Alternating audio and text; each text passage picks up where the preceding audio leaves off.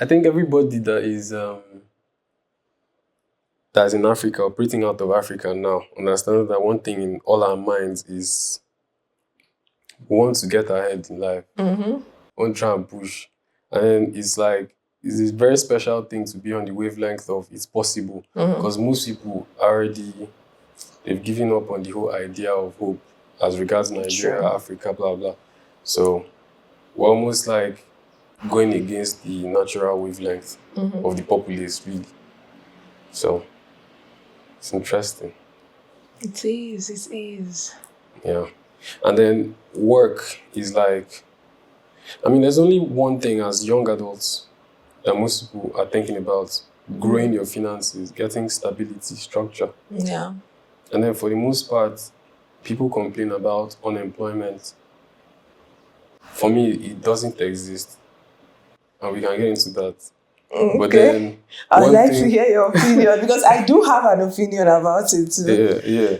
So one thing I know that is of value add to most Africans is give them humor. And, Entertainment. yeah, and then give them money. Do you understand? So I don't know, some fusion of all of that, I believe, is what I'm trying to, my mission, if you will. Or not calling it mission, but like I enjoy attempting to do it. Like it's a thing go I it did willfully. Like start my business to blah blah. But yeah. And you have an agency. Is that where you work full time? Yeah. That's nice. Yeah. So when did you leave the 9 to 5? I've never worked 9 to 5. Oh, okay. That's something to explore too. Yeah. So I did. I started my business in 400 level when I was in uni. But it was not this exact thing that I'm doing now that I was doing then, but the company was registered. You get? And then through school, doing like projects here and there and the other. After school, after NYSC, I now started freelance writing. So that's how I was earning money back then. And then thinking of a way to scale, I went from freelance writing to actual executive ghostwriting. So that's when I left Fiverr and hooked on LinkedIn. Started building a reputation on LinkedIn, reaching out to people. And I always had the whole thing of internet right now has made everybody one and the same thing. If you can just put your content in front of quote unquote the right people, you will find your community in Asia, you find your community in wherever else. It mustn't just be in your local Nigeria. So I was globally like anchoring my mindset in anything I was doing, even content I was consuming. Because, you cannot give what you don't have. So, yeah, so I did that writing for a bit, executive ghostwriting, like books. I would ghostwrite books and such. And then I started the agency under the company that I had registered. So that's basically been my career, like bridge to bridge. And then, yeah, doing all of that, working with the teams and everything, I then started learning more now because it's the first time doing that. And then I saw that it's just a couple of ways that you can go about scaling, getting attention, funneling down to actual paying clients and all. And then, for the most part, we're looking towards landing international clients. Boom, boom, boom, boom, boom. That's what was in our head. But then I was still thinking, like, we also have to have a presence locally to some degree, especially if we're looking to hire thousands of people. Let's assume we get this big contract that comes in where we need to hire thousands of people to start. We want to know the caliber of people. We want to hire from a community of people that are interested in work, that are interested in good work. And all of many thinking around that line, Sha. But like, then also, what do I like to do? Because if I'm meant to sustain the thing, then I should somewhat enjoy it. And the thing I found that I like to do was I like to connect with people, just to talk, to vibe out, to understand you, to get your point of view and stuff. So that's when I now like gravitated toward podcast. Because it's like it can serve that entertainment, it can also serve that educational. And it's also vibing for me, but like vibing on structure, vibing for a reason, type B. So I know I can sustain it. That's a long answer. That makes sense. I love that you have like full clarity on how everything connects. I like people like this. I like people that have just kind of you're self-aware. I think that's something I've picked up on. Right. Tell me about your own take on unemployment. You think it's a valid worry, or is it like, what do you think? I used to not have a take until I started hiring. And in the past maybe 18 months, I've had to hire a team. I've had to build my team to bring good talents together. And every time I'm presented with the challenge to hire someone new, and I go through the entire process, I'm like, I think there is a gap where Nigerian youths are not meeting the expectations in the way they need to meet the expectations. Okay.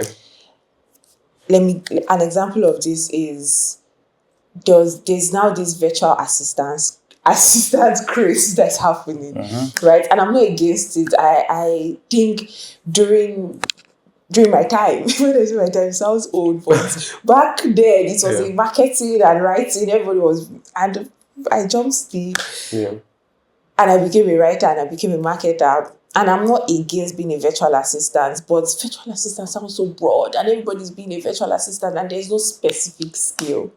I don't see people putting in work to develop specific skills. I don't see people putting in work to develop combination of skills. I think when it comes to hiring, something that has always given me an edge is because I've always had a specific group of skills that you probably don't find everywhere. You might say you're a marketer, but have you worked in product marketing? Have you been a copywriter? Have you worked for DevComs? Or have you worked for the government? Have you worked these different pack of experiences together? Right. I think is what makes you very hireable. Because when you put a LinkedIn job up, you see in under a few hours, you see thousands of people have applied. So why out of those thousands of people? And it's unfair. It's unfair that during that time now is when you see that jobs are being where thousands of people are applying and you have to apply. You see people saying, I've applied to 100 of jobs. I don't have the experience. But I'm just like, that's such a crazy experience that we have to go through. But now you have to go through it. You don't have to come with a different strategy. You can't come with the strategy of, I studied in university, I studied mass comm. Okay. I did not study mass comm. I'm working in marketing. Most of the people that I know work in marketing don't study mass comm. So why should I hire you? Right. It can't just be mass comm. So what's that your combination of skills? I see that people, and this is a principle or a theory that Naval, I don't know if you listen to Naval. Yeah, I love him. He speaks about building like a specific group of skills together, and that's what makes you hireable. And I think we need to, I don't know how we get people to understand this. I don't know how we get people. We've gotten past that CV era. We have gotten past where it's like bullet point upon. You see people.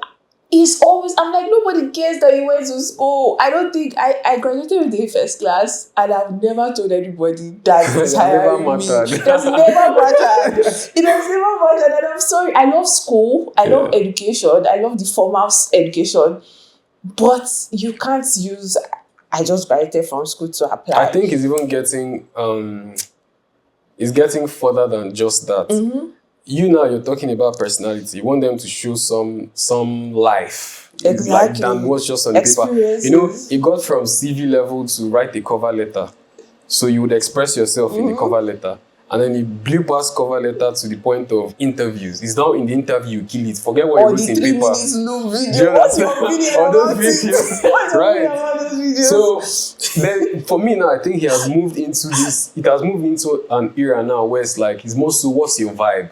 Because people can never really explain why they want to work with you or don't. Exactly. But it's like, are you coming with the right vibe? You can call it the capabilities, like you were saying, a mix of those things. But at the end of the day, it boils down to viable. I agree. Do you know why I agree? I was just talking to my friend. There was a time I was hiring for this specific role. And my friend, I had reached out to a couple of my friends that I trust. They are particularly people that I trust very well. I almost can put down and say that if this person recommends somebody, that I trust that this person knows what they are doing. And I reached out to those couple of friends I had and said, oh, I need you to recommend somebody for this role. And I had one friend that I trust her with my life. And she said, I recommend this person. This person is so good. She's hardworking. She'll put her life on the line for this job. She'll do this, she'll do this. I was like, oh my God, let me meet this person. And I told my entire team, like, I found the person. Yeah. Somebody has been talking so much about this lady. And I jumped on an interview with her. I was so excited. I came with so much expectation to be the superstar. And I came and I met her. And first of all, she did not turn on her camera. And I had to say, oh, turn on your camera. And we spent like 10 minutes trying to get her to turn on her camera. She had to go off, come back on. And by then, I'm someone who I'm very principled in a weird way. So I'm already like, why? Catching the vibe I'm like, that, yeah. Why? But I'm like, okay, that's fine. Luckily, that was like a first interview, so it was not with my boss, it was just with me. I was like, okay, that's fine. I don't have any problem with this. We come on the interview. I'm trying to get her to... I don't interview like the way my bosses would interview. Yeah. I'm just trying to catch a vibe with you. That is the honest truth. I've already seen your CV. I'm just trying to see, would we relate? So I'm trying to ask her questions. Like, I'm trying to get her to ask me questions. Let's have a conversation. She's answering like a robot. Good morning, ma. I said, why are you calling me, ma? I'm like, why are you calling me, ma? I'm like, oh, don't call me, ma. It's Yvonne. Nice to meet you. I'm cracking jokes, trying to... Yeah, I'm like, I'm the one that is doing more work in this. I don't know. I even, at some point, I said, okay, let's relax. Yeah. Let's relax. Let's start again. Let's have a conversation. Talk to me. I'm your friend. Talk to me. Let's vibe. I did that. We had a call for 1 hour. There was no connection. There was no chemistry. Yeah. I think why I agree so much with you saying it's being about catching a vibe is that it's almost like foreplay. It's almost like a choreography. Would you hang out with this person normally? Yes. Then it's an afterthought. It's an add-on if they can actually do the work. Yeah.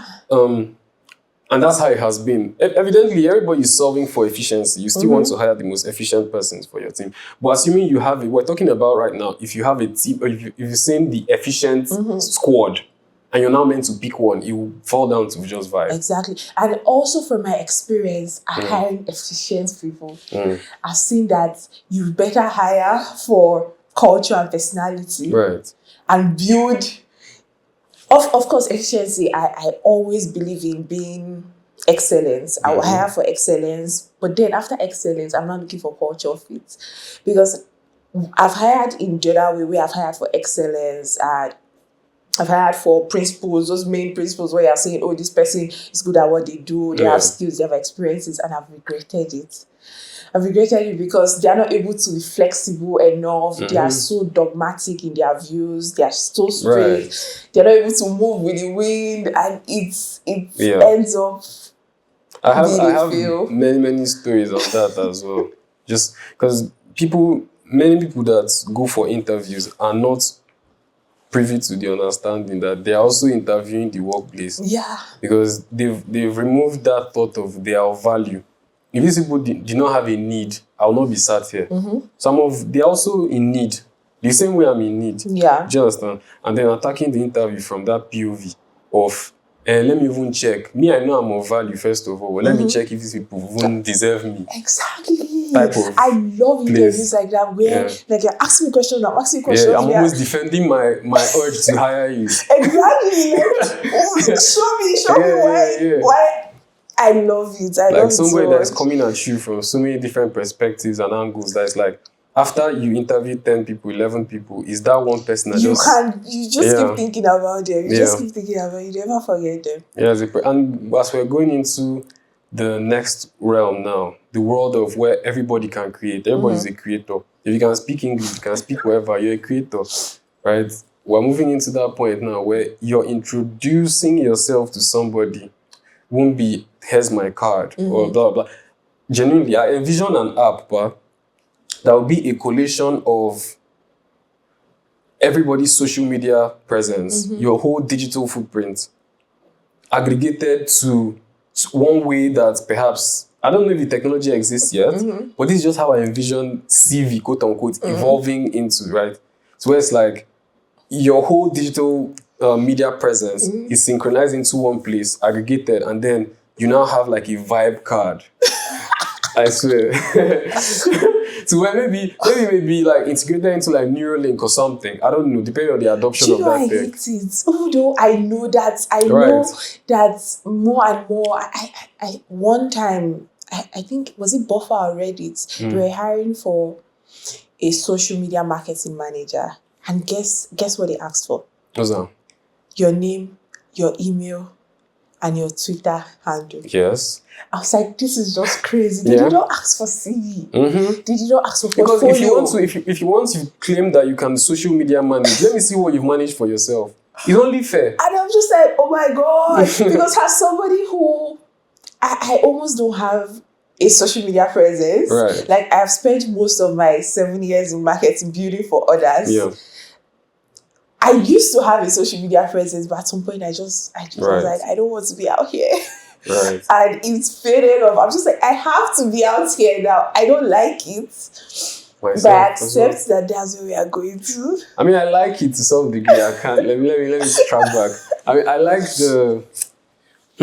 I'm learning to like it more. Prior to starting Kick the Narrative, I did not have a social media account or like all this Instagram, Twitter, all the likes. But I had LinkedIn, and LinkedIn was cause I didn't need to show my face or nothing. I just put out a thought, just write out one or two things, and just boom, boom. But that's what social media was for me. And then maybe Snapchat. Snapchat was for frivolities. And then serious work is LinkedIn. Serious post IP. So that's how I saw social media. But some people got into it really early. I loved social media in 2019. I was fully on social media 2019, 2020. It was such a great What was happening time. that year? Oh God, we had community. Salem King, Black Writer, we had all this. Like I basically was there when everybody grew. Like we all grew together. We had community. It was fun. I used to put out a thought every day. It didn't feel like work. I used to post every day. I would post about going out. I remember a post where I went out and I did not rub Vaseline on my leg, and I posted about it. And it went viral. And I posted about my leg. Right. People like that thing. It was so nice then. And I think after 2020 and after the pandemic, everybody then started making social media a career. So it wasn't a thing where you're posting your thoughts. Instagram wasn't about posting your plants and your cats anymore. It became, I need to make it a career. I need to quit my 9 to 5. And then they started doing trends. And they started doing, everybody started looking the same. It started becoming exhausting. I mean, to be fair, everything went digital. Like the representation of your life to some degree. It's just like everybody is holding a megaphone now, and that's social media. So where you as the person, as the creator, that megaphone is just a social media. And I pray and hope for people that they know themselves enough to put out only their best self, shoot out only their best self through that megaphone. Because that's something I was thinking about. Yeah, because you can't sustain it like any other way. Do you understand? And I think also, apart from sustenance, I see a thing where, and I was reading a Substack about this, where just because somebody gets just what you said about how social media has given us a megaphone, and you build a presence, doing something, maybe making skits now, other people, your audience, are seeing you as a thought leader because you have followers behind you. And now you're sharing about things that are more, that we used to reserve for people who have built experiences, philosophers. And we are giving them the credibility of people we used to put in high places of society. Why do you think that is? And you see, I sometimes go on social media and I see somebody put out a thought, and this thought is so well formulated. They are charismatic, they are articulated, they've put out a really good thought, but they're saying bullshit. But they are spitting crap. But because of how well articulated they are, they know how to speak English, and they have a following. People just say yes. Authority behind it. People just agree. And it's something where, and it's not even something that, you say, it's stupid people, it's people who don't really think about their thoughts. Yeah.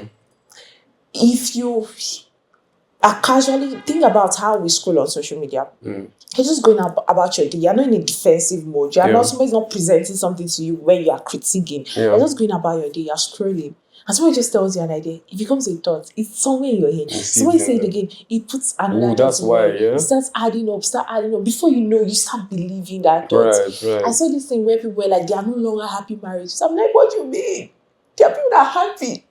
You just don't see them online. They just don't see them online. But you're seeing everybody say, I hate men, I hate women, I hate men. And now you believe you hate men and you don't hate men and women. They are good people. You have good friends. Because you've seen so many viral posts where they're saying, don't have friends, return the energy. Return the energy. You're saying, I want to return the energy. I don't want to have friends. You're almost anticipating it in your own life, really. Yes, you have started presenting, you're putting yourself in a place where you're no longer accepting of love, of friendships, of relationships, of good things, because that's what social media has told you.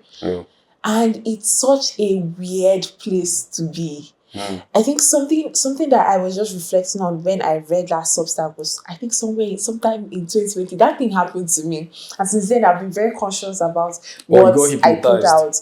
I was just going through Twitter, and that was when I used to be actively on Twitter, like as a consumer. And I saw a thought, and it just sounded nice. Yeah. I did not think about it. I just posted it on my WhatsApp story. And then somebody came to my DM and just said, do you really think this? And I appreciate having people like that can tell you that this is not you. Because the person said, and then I went back to me, I was like, no, I don't think this. And I deleted it. And I was like, wait, why did I post it when I don't think this? Right. But at that moment, it just felt like a banger tweet. Profound. It felt profound. And I posted it. And I think more and more, I've seen more people do that. More people repost things that they don't believe in. And slowly they become that person. I've seen friends that go from being kind. I knew back in the days. And do you think that's because all of us are just consuming micro content, short form? Yes. We're not going deep anymore. It is. That's part of it. And we're entering very interesting times, no? With AI now. Where it's going to get even more. Don't get me started. Everywhere. Don't get me started. AI and marketing. How's it affected our industry? What would you think? Oh my God. See, I love AI, and I love the opportunities it's presenting, and I love that it's giving people the platform to create without having so much, without the usual hurdles. Yeah, without just everything that would have stopped them from creating. Right. But I did see the issues that I see with creating with AI. I see in marketing, in my industry, and in what I do, now everybody's about volume. Nobody's about creativity anymore. I used to enjoy marketing when marketing was also about, it was about the metrics, it was about creativity. It was about thinking about having a big idea. Nobody talks about big ideas anymore.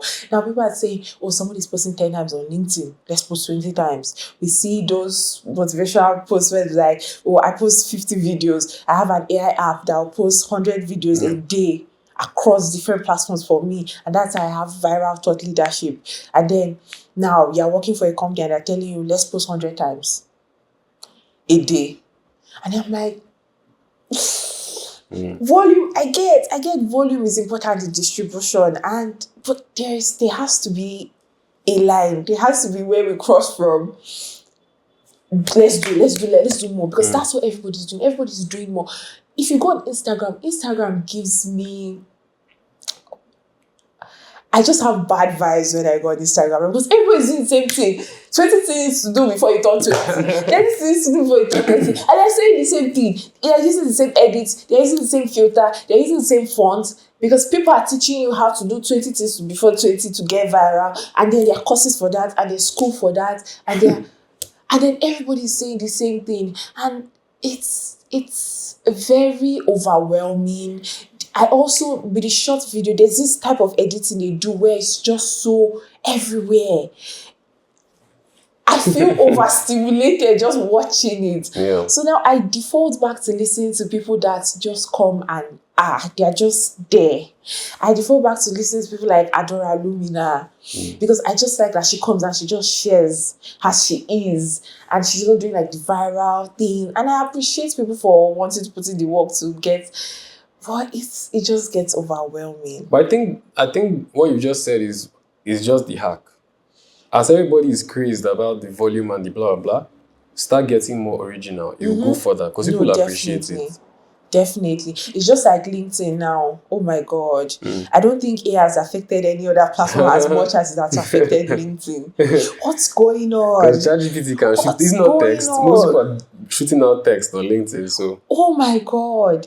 And I saw this creator and she's a marketer at Buffer, and I just saw her profile, and her profile felt like a breath of fresh air. Because I was like, this is so human. This is so personal. This is so personable. It's so nice. Yeah. And I see like out of every 50 LinkedIn posts, you just like one of those.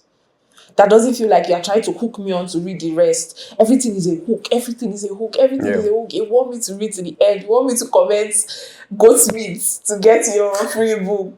Just give me the damn ebook. Oh, God. Oh. And as a marketer, I get it because I do it too. Right. But I'm just saying, it's annoying. We should all meet in a committee and say, let's stop this. We are doing this to ourselves. And that's another thing, right? If every other person in your work is getting on the bandwagon, what do you want to do other than, skate it out, as well? I don't know. It's like what everybody's talking about, AGI as the race to, artificial general intelligence. Cool. If one party says, oh yeah, these people, you don't do, more people don't do it again, then the other party now secretly continues and they get that far. So you see how the competition is almost self-serving. And because everybody's in a place where they don't understand, they are just crazed about so it. So if you're seeing this person speeding, you have to speed too. First, when we get to a plateau, then we'll not say, okay, is this the horizon? Cool. Oh, yeah, so you were doing it, you were still doing it too. But like, let me be ahead as well. Let me be part of people that my generation survived, if at all. So that's just, how do you, I think it will normalize at some point. Like the whole craze. It's still new. Everybody's discovering it. Imagine a man pre-Google using ChatGPT. You blow his mind.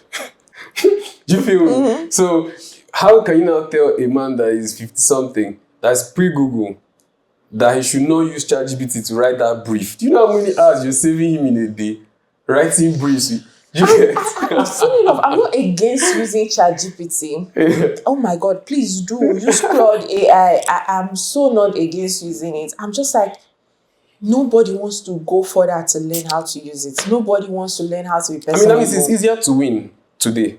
Because if you decide to go further, if you decide to be original, you go further. Fair. So that's just the hack. But I think more and more, when you are not even original, I see people that are not original on LinkedIn that are just copy and pasting the same thing. They are even stealing content, they are blowing up, they're getting 500K. I see at the end of the day, but is it about blowing up? Do you feel me? Like, some people are clowns on the internet, and when you go to them personally, they'll tell you that person, I can't be like Gage for me. Do you understand? So for me, I don't even think it's a question of blowing. I think life is a question of sustenance. And if you want to do anything, is it something you can sustain? So if your strategy is dubbing, can you sustain? Does it bring you the biggest fulfillment at the end of the day?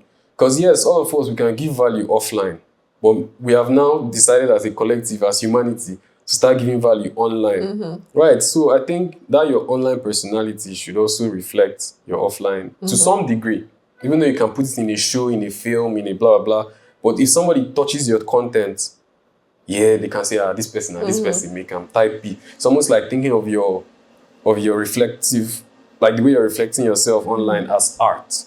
as this is who I am, this is my speed, right? Such that the right community that is vibing with that speed will find you. Not as if you want everybody, look at me, I'm dancing, I'm a clown. No, it's like, this is who I am, take me for who I am. I think it's Substack that gives that vibe. Yeah. Well, yeah. I read something on Substack really that hits me recently. It's Substack that gives that vibe. You're just like, wait, it's like these people are not really part of the link. So you're like, they are very different people. You're either on Substack on your own vibe. Yeah. And I don't know. I think people will get to figure it out. It's not a secret that you ought to enjoy the thing to do it for a long time. And that's the best kind of pain. Because imagine you became popular for that girl, that Vaseline. You didn't rub Vaseline on your feet. Do you understand? And maybe you now subscribe to that mantra of, because he got me popular, let me start posting my feet. You'll be on OnlyFans as we speak. Because that's where the trajectory leads. Fast. So it's like, I feel like, people will learn to take more caution, more thinking behind, even if it's comedy you want to do, even if it's that clown, but at least let it be rooted in your truth. Yeah, don't be doing it by mistake. Well, anyway, I'm curious. Tell me about that. Your take on. I think you mentioned you answered part of it, but your take on the unemployment piece. You drifted a bit. I want to really hear. Do you think that unemployment is a thing that's affecting youth? Definitely, it's a thing that is affecting the youth, but I think it's, and this might also be a privileged opinion, right? I think it's. When I sit back and come from the angle of someone who is part of the hiring process, I think people are not meeting. Okay, you're saying the caliber is not up there. Yes. I see that was your answer. Yeah, I think the expectations of people that the people that hiring have is not being met by those seeking to be hired. That who wants to be hired. So there's that gap. So that means there's nothing like unemployment now. I have a different opinion with the hiring, with the markets, the Nigerian markets. So I'm not even talking about the Nigerian markets. Even employers are still. So there's that happening. They're still doing their own thing. There's that happening. I see some rules. I saw this rule on Twitter where somebody was saying, wrote this plenty things, 7 days a week, you have to work, so many things. And then he ended it by saying the salary was 20,000 a week. Why do you say 20,000 a week? Why not just say the 80K? And then when he said all the old things, like, I was like... But then, we have this culture here in Nigeria where it's like, I want to hire an entry-level person, okay? You need to have 14 years work experience. You need to have worked in da. You need to be able to give this and that, your life and your soul and your body and spirit. And I'll pay you the whopping sum of 25,000. Exactly. So it's like, I think it's like what comes first. Is it the egg and chicken situation? Is it because Nigerians are not being paid well? That's why they don't care enough to put in the work to develop their skills and to become those people that are very capable, because they are those capable people. They are, oh my God. But it's not with the skill that you create the enterprise that can pay people well. So I think you have to be skilled before you start thinking about money or value, in some sense. Because if the population is under-skilled, backdated skilled, whatever, we will not even have... Skill is also mindset, competence mindset, growth mindset, right? Yeah. If we're back-skilled, we will not even have the understanding that we can create better enterprise. Said now, and this is a big thing I have about that employment. That question you asked me, I just realized this is an opinion I have. I think we have a mediocrity crisis. Right. I would agree. Oh my God. I would agree. Now, there are those very excellent people and I really appreciate them. Like I was speaking about that, my friend, and she's such an excellent person. And they are excellent Nigerians. But they are a very small percentage. Of excellent Nigerians. Oh my God, people just want to do their thing. They just want to do if they say 5 is the target, can I just do 4.9? You know that mindset of I just pass. If I thought, yeah. I just pass. I just won't get D. I just won't get C. We took that mindset of I just won't get C from university inside the work market. We took that mindset of why I just get 6 C's inside university, and we took it and we moved. It's everywhere. It's everywhere. It's not even in just the corporate workspace. It's even with vendors. It's with the carpenter you're working with. I was telling this story of I was getting a work table, and I paid this carpenter. We agreed on a price. I did no price. I paid this man. Then he brought my chair for me. He brought it like 4 days later. My table, I mean. This guy brought it to the house and he put it in my parlor. And one leg was shorter than one. And I was like, it has to be a mistake. This is some funny joke. Or there's one part that he will now fix later. This is a joke. It's not serious. We are not being serious. So I was like, bros, did you not see? He said, "Isi amo." Say, "Isi amo." But you know bad like that. See, I was so angry because I could not be angry. I said, I don't get it. So you know they see what they see. Is it okay now? Say, you brought it. You could have just fixed it before you brought it to my house. But you brought it. He said, go just put carton under. May stand well. And he believed this. That's my problem. He's telling his mind. He believed this. He's telling his honestly mind. believed that there was no problem. And I looked at it, and I kept saying, I don't get it. I should put something I'm just buying. I should put carton under. He did not believe what I was saying. He believed I was just a problematic person. Yeah. And then he told me he would come. After we had the argument, he told me he was going to come back. He blocked me. He's going to come back. He has done his own. He blocks me. Do you know that 1 year later, this guy calls me, say, "Auntie, you get work for me." I say, "Look at you." Oh my God. But you know, in his own life, that's how he would live. Yes. He portrays what he sees as the best. He has done his best. It's almost like a part of life. It's a way of life now. It's almost like a way of life because I've experienced it everywhere. I've not experienced it anywhere. The excellence surprises me at this point when it comes to vendors. Even I did my couch. I told this guy measure it. I saw how he was measuring me. I was like, I'm not a carpenter, but I feel like this guy is measuring wrong. It was an L-shaped couch. It's like, no, you're supposed to measure the first part like this. You're not supposed to measure that part that joins together. You're not supposed to measure it with the other chair. Measure it separately. This guy said, no, you get that. I walk. Say, madam. This guy made it chair. If you come to my house now, it's a square shaped chair. Instead of rectangle. Do you know, it was when he brought it to the house, he now put it and say, you know that way, yeah. The mother is going like that's exactly what happened. Oh my God. He said, Jesus.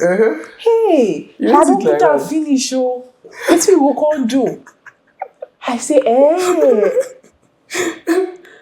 do you know that's how I have that chair? I got it back like 3 months later. I was like, okay, I will give you money. Redo the chair. Break it apart. Do what I need to do. Maybe add one more seat at the other part so that it's now rectangle. Yeah. I sent this guy money. This guy did not stop picking my call for 2 weeks. Do you know? Was it around Christmas period? How did you know? It was like November, December. He told me, I'm coming tomorrow. I'll wait. He will not come. He told me, I'm coming in the evening. This is how this guy turned me around for like 1 month. I followed up. I was following him once a week. Did all these things. He said, today, my wife is sick. He's not married. He forgot that he told me he's not married. He'll tell me today, my brother get accident. My brother, police arrest him. So the many stories this guy told me. Up to the point I was like, I don't want again. Send my money. Just like apologizing. Not send me epistles on WhatsApp apologizing. You unanswered prayer now. You know that December period, people are praying for funds, and you're just an answer prayer. That's so you are a blessing. Do you know he sent me like 70% of the money and then he stopped answering me? He has not tried. And it is have you not tried? Like you saw 70%. You get it. That's exactly how we put it. That's exactly how we put it. It was like, madam, I don't send this amount to say now this amount if you put together, send me. And he felt it like he did a good thing. Yes. He has done his best. Yeah, that's and it's very interesting when you find somebody that has decided to attempt giving you an elevated delivery. It's very refreshing, like you said. It's so refreshing. Yeah. It's very refreshing. Like to go somewhere and, I mean, to some degree, you understand why it's happening. And it's like you said, does the chicken come before the egg or vice versa? Because it's like people are also trying to survive. Like the security guy that, you may complain as the person going to a restaurant that, but why are you asking me for money? I'll gotta do something. But on another aspect, it's like this guy is also a family man that is being paid 18K. You understand? If he doesn't shake this extra body as man weighing B, and he sees his mates are shaking body and they're getting 50K take home. Do you feel me? So it's like he has to get on that bandwagon too. Fortunately or unfortunately. So it's like the system is experiencing this virtual cycle. Exactly. And that's in basically summarizing what we are saying, that's how it affects the employment. Because you see what I was saying about people are coming for interviews, they are not putting their best foot forward. People don't even understand. I had an interview with some people that did not even know the company. Your company. Of course, they did not research the company. I asked them, okay, so tell me how well do you know about this company? And you don't know anything. And of course, you would think from their perspective, maybe they've hired for 100 roles. Maybe somebody has told them, motivational speaker have said, apply for 100 opportunities. That's how you get it. Volume, the more you do. So of course, they don't remember. But in their defense, you don't know them too now. So as two of you are here to find out. So now you have come to an interview, I've asked you what you know, you don't even know. You have told me a different thing. You have told me that we are a fast food company. You have told me a totally different thing. Or you see, there was, oh God, I've had experiences where I've spoken to people before. Because you know what, I tried my best. I love hiring Nigerians. So I try my best before I bring any Nigerians to like an interview with my bosses. I would say, put your best foot. I'll give you tips. I'll tell you, go to a well-lit room. It's in the night we might have this interview. If you don't have lights in your house, go and stay with your friend. Go and rent workspace. Go and stay in a hotel. Go look for where to stay where there's light. Don't bank on your laptop audio. Get an earpiece. Buy earpiece 1K. I will tell you all these things. I'll tell you, go and read about this company. Go and read about the founders of the company. I will tell you all these things. And then you will dare come to the interview. And you say, can you hear me? Can you hear me? Maybe it's not working. Yeah. Or I've had interviews that is in darkness. Why do you think you come to an interview and they will tell you not to on your camera? Why? Why would they tell you not to turn on your camera? Why don't you expect that they will tell you to turn on your camera? I see like this. Work now is not, I'm in Nigeria, I work in Nigeria. Work now is, I'm in Nigeria, I am the best at X. If you're in Netherlands, hire me. If you're in blah, blah, hire me. But do you think people haven't clocked that yet? Like they're still thinking everybody is operating on that Nige vibe. I think there are groups of people that may have not clocked that yet. There are definitely people that, I think this is also something I speak about in Common Room. If you don't know things exist, you will not know they exist. Right. There are people who genuinely believe that there are not people earning 10K dollars in Nigeria. Right. There are people who genuinely believe that it's not possible. There are people who believe that it's either you're doing rituals or you're doing Yahoo. There are people who believe you cannot get a job in Nigeria without doing. Like I've had a conversation with somebody in their 20s, that believe that they cannot get a job working at a bank. Those banking training jobs that you see every day, that people are getting every 2 minutes. That they believe that is a lie, that is just a front. That is actually, you will know a banker, that know a banker that will not put you on. I'm like, that's not true. I know many people, like that's the basic level of employment, those banking training jobs, just study, go and pass the interview. If you just pass the aptitude test, they will invite you in for interview. Yeah. So why do you think that somebody has to say no, somebody that knows what? I've never known anybody that fired me before. So that's not my reality. But that's not my reality because I've always been in an environment where that has never been the reality. I've been in an environment where I had friends that were making stupid money. That every day I woke up, I say, what am I doing in my life? I wake up in the morning and I'm like, I know somebody that is in their 20s that are making this stupid amount of money, that have this investment portfolio that is worth thousands of dollars. What am I doing with my life? That is why I'm waking up to. So that's my reality. But there are people that don't have that reality. And it's not, sometimes it's not their fault. They grew up in a family where their parents were civil servants. They were earning 100K, 120K, 150K. They went to a school. They probably did not go to a private uni. Maybe went to a state university. Maybe went to a polytechnic where everybody aspired. The ladies aspired to get married once they graduated. The men aspired to work for a school that is paying them 25K or work in the government or wait for their father to give them a government job or their uncle. That's all they've known. Yeah. They don't know there's possibility out so there. So it's a mindset where it's an exposure thing. Yeah. I think once you just see the light, you're just like, oh my God. But if you don't see the light, you don't see the light. No, it's so funny like when that. They drive Benz, they do Yahoo. Exactly. Do you feel me? Exactly. Some guys are working like in the night writing code. Oh God. Do you understand? Yeah. It's an exposure thing, and it's the basis of why I'm doing common room, because more and more I'm just seeing that, and it's something that is even evident in my own life. Even though I've always known that people made money, I've always known there are some things that you don't know except you know them. Yeah. Like even I speak about 2 years back when I was stuck in a place and I was thinking about my next step and I did not know what to do, and I'm somebody who usually do things by myself. But I decided to ask somebody.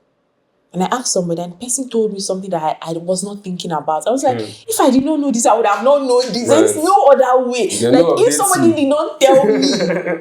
But also, now that means it's another thing where we have a secrecy culture in Nigeria. People know they drop updates. People know they drop updates. People know they drop updates. And it's not our fault. Let me piggyback on that people know they drop updates. I feel like you even subscribing to that mentality of their gatekeepers is on levels. There's a level of information, yes, it's just held by a couple few. But I think that the information that will just get you out of abject poverty, the information is casted. It's there. I agree. I 100% agree. I 100% agree. But it's a thing of, I think more about the fact of the people know they drop updates. It's more of how do you get those people to find it? I think it's more about how do you get those people that have no clue to find. Of course, that's where those conferences come up, and you see many people you see these people that are doing communities, bringing, exposing. But still, there are people that still don't know. And to be honest, it might be just because they choose not to know. I mean, I think like this, but if somebody is hungry, they will find a way. You will find a way. If there's no other way, you will find a way. I feel like like our reality molds to our palate to a great extent. Like if it's palatable to you, you'll be okay around you. If you're comfortable with the thing, don't worry to be around you. If you're not comfortable with something, and your body's itching you, don't worry. That your scratch. You got to ask yourself, okay, So what do I do? It's upon the seeking that you find. That's so true. Yeah. And again, perhaps you may not know to want. Like you've not known that such and such a point. I think that's the part I'm talking about. Some people don't know to want. So I'm just like, oh my God, I hope the lights. You just see the lights. Yeah. I mean, that's where our creators come in. Like people that have, by the way, there's a lot of competent people in Nigeria that just aren't putting out their competence. Oh, yes. So that's another aspect to things. Yes. Like it's different to be competent and create and try and distribute, try and teach, try and blah, blah. And it's also, there's so many good people, so many great ideas that are just, make I just do my thing, they go. Exactly. And I think they are also, just because of exactly, it's still a thing of chicken and egg, because it's like they don't want to be a part of that bandwagon. So they're like, oh, let me just. Also, there's also a stigma around creating, where people think that people that are creators are just sleazy and self-serving and blah, blah, blah. There's that stigma around creating. Or people that want to call themselves creators are the unnecessary people, the people that people that just want to check out of society. Whereas the best way to transition a society properly is by the teachers of that society, people of influence, people that are meant to pass on to the next, to be the best kind of people. Because if you have the teachers being the best kind of people, it passes on. So now today that we are looking up to the influencers, or the creator economy, these creators, if more business people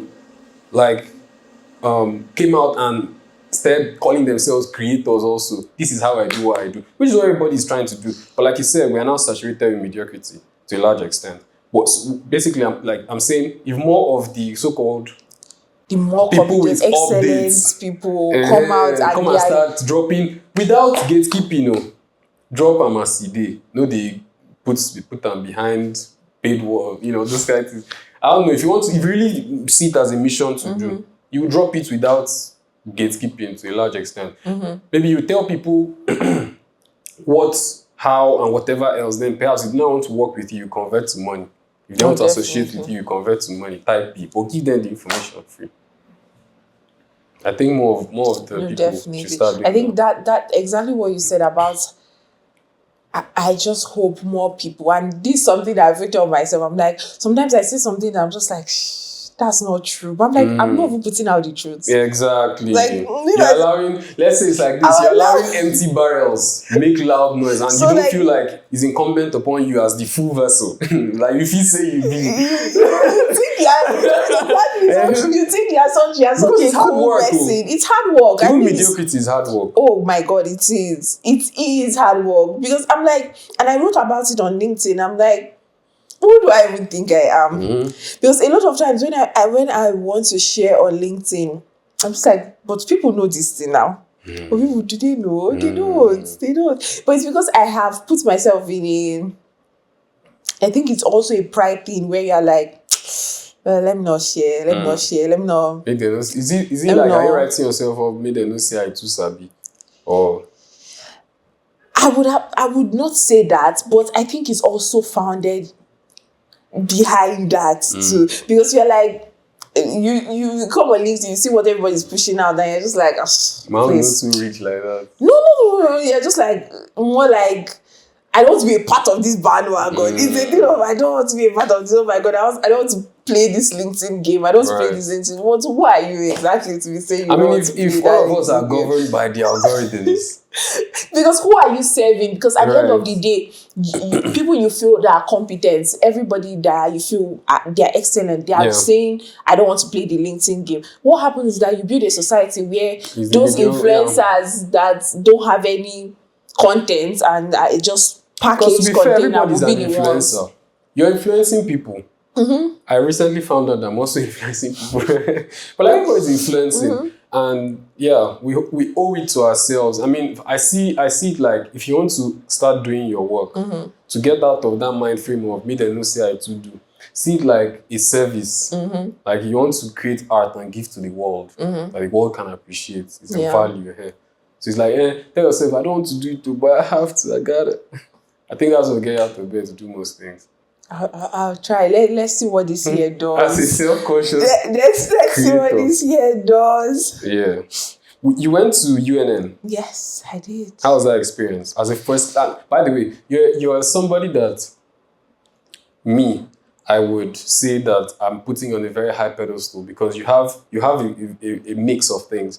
First, you're a graduate of UNN. Do you understand? You're a legend. A lion. Because I went to private. Oh, where did you school? Covenant? No, Affair. Okay. And I have a lot of friends now. And recently I was having a conversation with one of my friends that went to UNN. And I'm like, You guys go to school or went to jungle? Like, just calm down and tell me the truth. Because it's like hopping off from strike to entering the point of, she would tell me that she experienced cultism, and then interesting lecturers. I had interesting lecturers. Yeah, all those stories. I'm like, if you eventually come out of that place with a degree first, you're a legend. Then you knock you out of first class. That's crazy. So what was school for you? School was an experience. I think UNN for me was, I wanted to get out of home. First of all, that was first thing for me. I wanted to get out of home. We grew up in Abuja. Okay. So I knew I did not want to school anywhere close to Abuja. I have 2 elder brothers and they were going to school close to Abuja, and I never wanted that to be my reality. And at first, I wanted to go to school in Unilag. My dad went to Unilag. He was like, no, daughter of mine will go to Unilag. You must do better. He must do better. It's Ashawo, this will go there. And he was convinced that UNN was the best school in the world. Yeah. And he wanted Which me at to some do point UNN. it was highly reputable. Oh God, past glory. Yeah. And I applied. That was when I applied. I didn't even know a UNN existed. I don't know there was something like Unsuka. And then one day they dumped me in school. And for me, it was that opportunity to reinvent myself in a weird way. Because I grew up being very introverted. I don't know if you can tell, but I'm very introverted. I'm very closed off in a way. And I was like, I wanted to make friends. And I had this mission in my head. I was going to be outgoing. It did not work, I promise you. But for me, that was what I was thinking about when I came to UNN. And there was also a part of, I did not get the degree I applied for. You know, federal school. They just put me somewhere. So there was that part, and I was convinced that I was going to change my course after our second year. Yeah. And I did. And guess what? It's such a funny story, and I've never told it before. I paid for the change of course. I was in a first class, I had a first class GPA, which was a prerequisite to change your course. Right. I did all of that. I was going to change pharmacy. First of all, I didn't know if I like pharmacy. I don't know what I was going to do. Do you know? Oh my God. It's engineering. Normal, if I were to go with what I wanted to do, I would have studied engineering. Interesting. I was really good at maths. I was really good at physics. I was probably the best student at physics and maths in my school then. One of the best students. But then I said I want to study engineering. People were like, it's a male course. And then my teachers were like, Yvonne, you are very smart. Do medicine. Normal. How do you go from your very smart to medicine? How do you go there? We had a guidance and counselor session. And the guy just told me, you pass biology, you pass chemistry, you you're a medical doctor. medicine. That was it. And I now I think about, I'm like, I didn't know there was something like computer science. I didn't know there was. I didn't know the things that existed. Yeah. So what did I do? I applied for. I wanted to apply. Do you know how my JAMB? I remember my JAMB. My dad followed me, and I went to JAMB to apply to register. And I said I wanted to do chemical engineering, because they said I wanted to do engineering, but they said, mechanical engineering was a main course. And then I was looking at what is the female engineering course. So chemical engineering felt like a female engineering course. So I was like, okay, let me do chemical engineering. That was how I came about chemical engineering. So I went to JAM with my dad, and then they said, UNN doesn't have chemical engineering. They stopped it after the war. And I was like, okay. And my dad doesn't want me to go to another school. My dad now asked him, what is close to chemical engineering? She said pharmacy. What's close is mad. Guess what she said? She said pharmacy. That was how I applied to pharmacy. Yeah. That was how I applied to pharmacy. And then I did not get pharmacy. I got public health. And then when I wanted to change my second year, everything started working against me. I was attending 2 classes, pharmacy and then public health education. When after like first semester, it was getting to the exam period, and I was studying for 2 courses, not knowing what I was going to do. I used to go to the dean of pharmacy's office every day and ask him, like, have my name come out? Because I used to be so many. asking the same question. And one day he saw me and he was like, I see you every day. I see you every day. What is the problem? I'm like, sir, I applied. I want to change because I want to come to pharmacy. He's like, what's your name? What's your name? What's your department? Let me go and check. And he went to check. And do you know my department never submitted my results to the pharmacy? Yeah. They never did. I went back to the department. They said they are not going to let us go. My department was a small department with like 40 to 50 students. They said, we are not going to let us go. We are not going anywhere. So the only 3 people that escaped that were my friends were people, one of them, his dad was dean in the medical school in UNN. Another person, it was like people that had those top level, they came by themselves to the department to collect it. So that's how I ended UNN. I was able to change my course and then finish studying public health. I just continued the... So I mostly vibed first year. I mostly vibed second year. And with the lecture, I failed the course. And I could not believe it. In my first year, I failed the course. I could not believe it. It was never a reality because all my life, I never worked hard to pass. I think... when I failed, I was like, I did not believe it until 4th year. Then to tell you how much I did not believe it, because UNN does this, or my partner does, they don't post our results. So people tell you your results. I was sure it was not my name. I was like, there's somebody that don't know book under me that have this result. It's not me. I was so sure it was not me. And I kept asking them to check again and again and again. And then what happened then was, it was a faculty course. One of the oldest lecturers in UNN were teaching that faculty course. And I joined school in January, although school started in October. Right. Because I was one of the last sets that came in. I did not submit my term paper. Apparently, I failed everybody that did not submit their term paper. The day I came to school, we went to beg the lecturer about the term paper, about submitting the term paper. And this is why we didn't submit. We came as students and say, we just got admission and we just registered and we want to redo the term paper that we heard that you've already done. And the first girl that entered there came out and said that the men were saying, which of them do you want? And I said, I said, never. My roommate just advised me, don't allow them to see your face. I said, okay. And I just walked out and I never submitted the term paper. And that was how I failed that course. I didn't submit the term paper. They said we should come back one by one. If you want to submit the term paper, we should come back one by one. I said I will not go. I did not. I read to pass the exam. I said that is it not 30? That if I read 70, I get over 50 over 70. I've passed. I failed. And I didn't do it in second year. Because before I saw my results, it was already second year, second semester. It was the first semester course. I didn't do it in third year because I didn't have any space. It was final year. And when I was like, imagine I failed, they're not giving carryover. And funny enough, the lecturer said this funny thing in class. He came to class and he said, if you fail my course, don't write it again for 3 years or you fail again. And he said that confidently in class. So in my head, I was like, I'm not going to test him. Right. I'll write it in final year. Let me give him that 3 years gap. And I wrote it in final year. And you in that year, there's one lecturer that said to us, engineering is minimum of 5 years. Do you understand? Like minimum, so that he's not even in a rush to let you go. So it's minimum of 5, I believe maximum of 8. So he's willing to keep you in school for 8 years. Oh my God. And he's telling you pump and play. If you know how anxious I was thinking of if they will fail me. I was so anxious because I didn't even study for that exam I wrote in final year. I just read one night before and said, oh God, whatever your will. But yeah, that's how UNN was. UNN was, I don't think I had understood myself when I was in UNN. So I did not have a lot of experiences.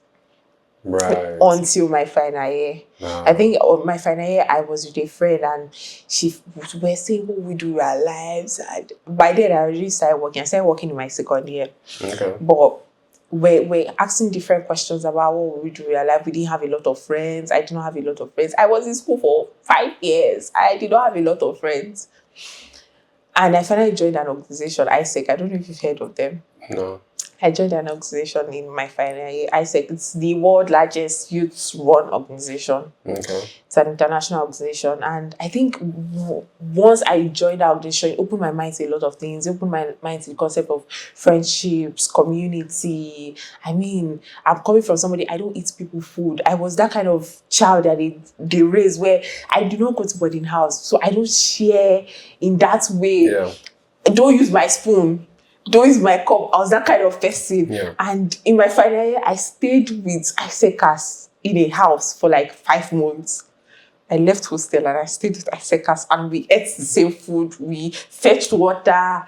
We did crazy things. We went on crazy trips. I traveled to like 5 states. We just had a lot of fun. And that was very nice. Yeah. I think that was very nice. And it helps me understand myself better. Yeah. And understand my principles and what I want out of life. So it was my final year that was maybe the best part of my university days. Interesting. That journey of self-discovery, you never nurtured it prior. I didn't. I didn't. I think I just... And it's very weird because people would normally say that, oh, Yvonne is very strategic. I did a survey this year. I sent it to my friends. I sent to several of my friends and I said, answer questions about me. Ask them questions about me. And one thing people kept saying that, oh, we are very strategic. I feel like you plan every move. And it was a good thing and a bad thing at the same time. And that's how people would say they have always seen me. But right. I'm strict in a way, but I don't plan in that way. I'm just... Yeah. If I think about it and I want to do it, I will do it. And that's how I moved around in my life. It wasn't something that I thought about and I said, oh, what's my purpose in life? Oh, what do I want to do out of life? What are my principles? Let me now follow that path. It was just like, oh, if something presents itself to me and I like it, I'll just put my best in that. So my first year, I didn't do anything in my life in my first year. Oh, I did. I was a writer. Do you know Wattpad? Yeah. I wrote a book on Wattpad and pretty much went viral on Wattpad. It was a very fun period. I was convinced I was going to be a writer. Yeah. I was going to be the next Chimamanda. I was so audacious in how convinced I was going to be the next Chimamanda that I wrote a book for about 6 months. I wrote 1,000 or 2,000 words every day. I wrote a book and I sent it to Farafina. And I told them, publish me.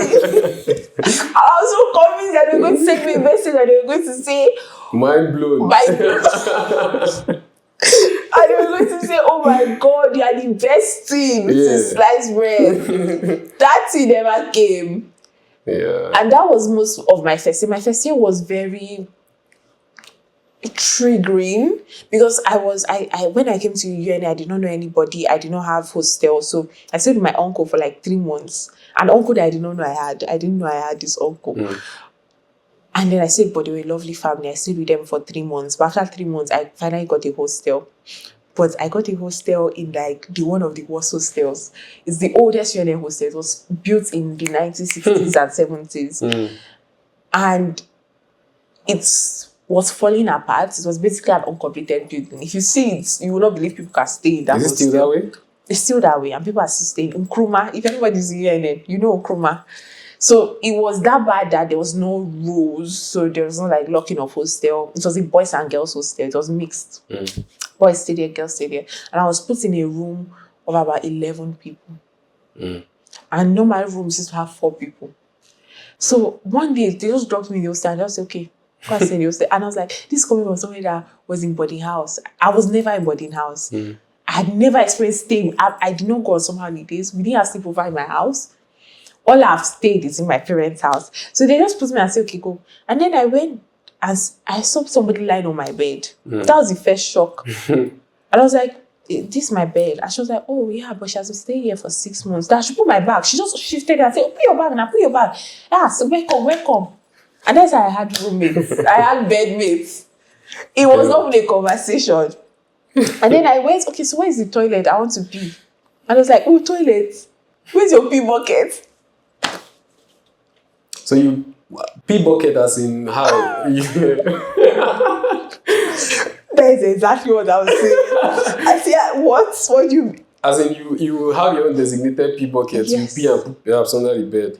Yes. And everybody chill. So everybody inside the room, the 11 folks, are all peeing into the bucket. Their own specific pee buckets are putting under their bed. Yes. So everybody's crossbreeding, smell of pee. And you pee and then you go and pour it outside. You pee, you go and pour it outside. It's like, okay, that's what we do here. Now, when they build their hostels in twins, so it's twin hostels. There's a hostel and there's another hostel. They join it together. And the joining is where the toilet is. Now, the second hostel for that Nkrumah was falling. It was basically falling. So that Nkrumah was a 4-story building. That other one was now showing 3-story building, showing that it has fallen. 1 story has collapsed. Do you know that? So because of that, people were scared of going to that toilet. And I was staying in Bermuda. Bermuda is the room by the toilet. Right. Damn. So we need to open the window. Ooh. Because they used to pour from the window. Yeah. It was Were you terrible. able to sleep? Normal. On like the first few days, I was not able to sleep. I can almost perceive it. Like I was not able to sleep. It was bad. Of course, girls I know are clean. Girls can be very, very clean. So our room was not smelling. Our room was quite clean. Doubt that, but outside, it will smell of something. Like it has to smell of something. we had 2 final years. They were so clean. So they would do this fresh. They had all those fancy air freshener. They would do all those fancy things. They used to bath together. We used to bath outside because we could not go to the bathroom. Because remember, the bathroom was falling apart. So we used to bathe outside. And I've never bathed outside in my life. I've never bathed outside with somebody. So I'm like, okay.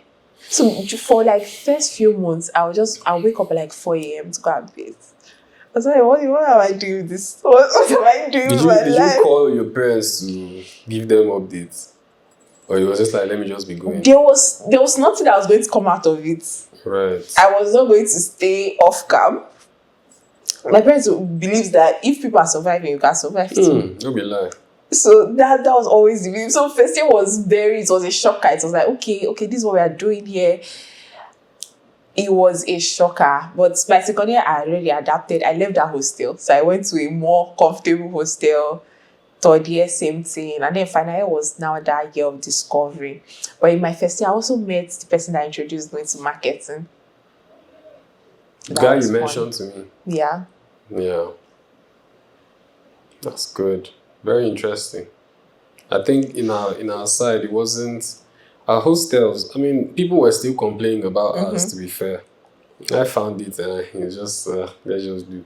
But yeah, school, I think school has a lot of role to play in how we tend to see society also. You know, if you are exposed to a certain echelon of individuals in your school, you tend to come out in society seeking out or at least trying to become or blah, blah, blah. But it affects in one way or the other. I remember the experience of getting to school and also entering that mind.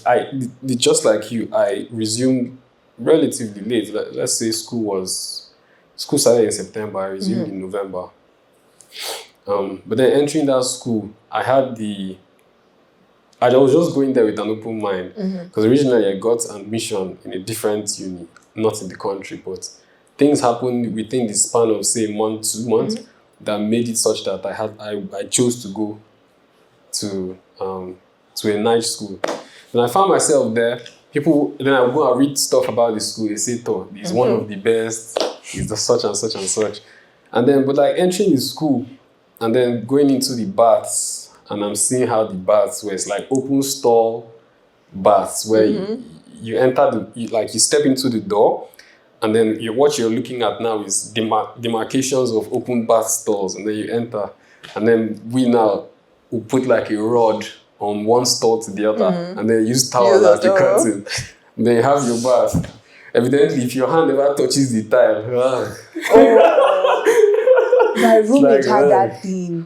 My final roommate that I told you that she was very proper. She was someone that was very, very principled. So she did not believe in like bathing outside. So she would always try to go to the bathroom when the cleaners come in to wash it. They were terrible bathrooms, but she would be like, at least they've washed it. And one day, her towel fell. This lady, she sanitized it for over a week. If she even used it again. And then ended up using it, and she got this skin infection. Do you know after that day she never bathed inside the toilet again? She joined us to be bathing outside. I bathed outside in my NYC. It was fun. Yeah, I bathed outside throughout my NYC. Yeah. I bathed outside.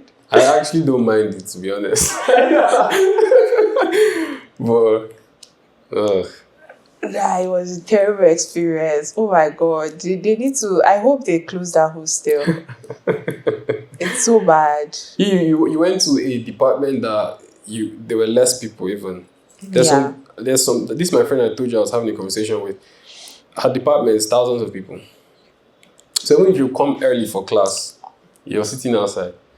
And the lecturer is just doing his thing. That was a funny part of my department. Lecturers had to like you. To do what? My department was small, so they know you. Right. You cannot... You are either good or bad. You can't be in the middle. You are either good or bad because they know you. So it was this case of you now have to understand how to play the game. Where you are not so friendly, where you are becoming their besties, but they like you to be points. But like, Yvonne, you came late. Are you feeling well? That's their first assumption. Yeah. And I think I played that role very well. You have to play your cards right. But I was like, I love you guys. Yeah. I'm a good girl. That's what I am. Yeah. I think that's very important in like a small department, especially in Federal University. Interesting. And then the lecturers, they are well, my experience with lecturers was blissful, to be fair. I had good lecturers. Yeah, I would only observe them being funny to other people. But yeah, there's a video I saw recently where the lecturer, I don't know what school it was, but like with his cowboy hats, big tummy, he's carrying all the class papers that he just submitted for like a test or something. And he just carried that, he's walking. And then people are like pursuing him, perhaps people that submitted late and such. They're pursuing him. And then the music that was playing is like, my mother gave birth to a king. Like, the whole thing offs me. Like, he's like trying to, I don't know, depict this sense that Nigerian lecturers give where it's like they are almost God. Oh my God. Author and finisher of your faith. Oh my God. And I did see them as that though. I could not imagine a life where I will come back for a carryover. Right. I will come back to have an extra year. So I was like, for these 4 years, they are actually my gods. They are actually my gods. I will not speak rudely to you. I will greet you. If I see you, I will greet you 10 times. We did crazy things. We followed lecturers to their weddings to wash plates. Oh my God. See, we did crazy things. Oh my God. To stay in the good books. Oh my God. It was quite important. It was so important. I could not be any other way. I was like, no, please, I have to graduate fine. Yeah. Wow. But, well, there is no recourse to you standing your ground with a Nigerian lecturer, is there? I see. When I see people that I'm like, you have to understand. Oh, and it's also the part of it. I don't know. It's a thing of if you keep. And I did not have that experience apart from that one I told you about where I had a carryover. My departmental lecturers were actually cool people. And maybe it's also because we're small, so you can't really do bad when you're small. I mean, they will identify the person. Yeah. But when I see that situation of things of where you want to stand out, you want to become... If I don't come to class, I will not come to class. I'm not coming to class by 10 a.m. when class starts by 9. So the lecturer will now know my face as someone that is coming to class. Right. Why? Right. I will just not come to class. Just don't know my name. Just know that I miss class. Right. You're not going to identify me if I miss your class. But if I come by 10 a.m. when class starts by 9, of course you identify me. Yeah. So I think it's that thing where you don't want to stand out for the wrong reasons. But still, I do think that their lecturers, I think there was this lecturer that did really something bad where he slapped his students last year. I don't know if you saw that viral video. And people were talking about, how it's important that people speak up, and because if you don't speak up, and I think that's also very important. It will keep happening. There are people that suffered. I know people that changed schools because lecturers wanted to sleep with them. People that got carried over 4 times, not because they were smart, because they said something wrong to lecture and it vexed. There was a time in engineering in my school where a class rep said that, oh my God, your tests were so easy. And she said it as a nice thing, like, thank you so much, the test was so easy. And the man was like, so now if you are the one that's telling people lecturers that my tests are easy, he failed all of them. What does that mean? So the education we're getting is not necessarily get and be the best in science and in art and in culture and in whatever history. It's more so how to respect your elders. Oh my God. Oh my God. I feel every day Nigerian trains you on how to respect your elders. That is only what we are focused on. I think that is the only thing. If there was an exam or there was an economy that ran by respecting your elders, everybody. See, the kind will be the richest economy in the world. Yeah. That's all. Over the year, I've forgotten what this thing is. I think it's about immoral and excellence. I've forgotten. Oh my God. But they'll tell you that it's first the attitude before the excellence. Right. Which is fair, but still. Right. In practice, it doesn't necessitate a well-functioning society. Just that. But do you think that freedom is something that facilitated your seeing the world in the way you see the world? The freedom of your uni is what I mean. To be honest, I don't think so. I think if you had put me in a closed-off private university, I think maybe I would have done better. I think if you had put me somewhere, I think I would have figured my way. I think I've always pursued excellence. Something that is very core to my identity is knowing that I'm really good at what I do. Right. If at some point I feel like I'm not good at I start to panic. I start to have internal panic. And maybe this is also a bad thing. No. I wouldn't say it's a bad thing. Where you put your capacity as part of your identity. I wouldn't say it's a bad thing, no. But I've always, even when I did not know, that's all I've ever known. That's all I've ever known. Like, this person is all I've ever been. When I was in nursery, I stopped my class. When I was in primary, I stopped my class. That's all. I did not do primary 5, I did not do primary 6. I moved from primary 4 to just 1. Hey, baddest. That's all I've ever known. Yeah. I grew up and I was not charismatic. I did not have... The only reason I had friends was because people wanted to copy my assignments. I was not a charismatic person. So I knew it was my currency. Like, I knew it. Like, it wasn't like... I was not a nerd in the sense that, come and copy my assignment. I took it as a currency. If you treat me badly, I will not give my assignments. If I see that I don't like you, I will not give my assignments. Like, I knew it was a currency. I knew that was what people found important in me. So I took it, I cut it on early. That, okay. You will not invite me to parties. But now when you want to read, you want to come and read with me. I see that. Yeah. So that was your domain. So that, I always knew that. So I've always known that. I think for all of my life, I have always looked at, okay, how can I be the best? How can I be the best? And in times where I haven't moved fields, it's because I felt like I was not the best in that field. I'm like, okay, now I'm no more I'm no more topping the charts. Okay, let me look for something else. Is there anything you would say you're obsessed with? Because this is also an obsessive personality to some extent. Funny enough, I wrote about this 3 days ago, where although I can be obsessive, I almost feel like I've not found something to be obsessed about. So in the sense that I told you about how I wrote a survey, and in most of the feedback, I sent a survey to my friends, and most of the feedback I was getting was like, oh, you're very strategic, like you just like, oh, I got one that, oh, you need to relax. I was like, I'm very relaxed. I feel very relaxed.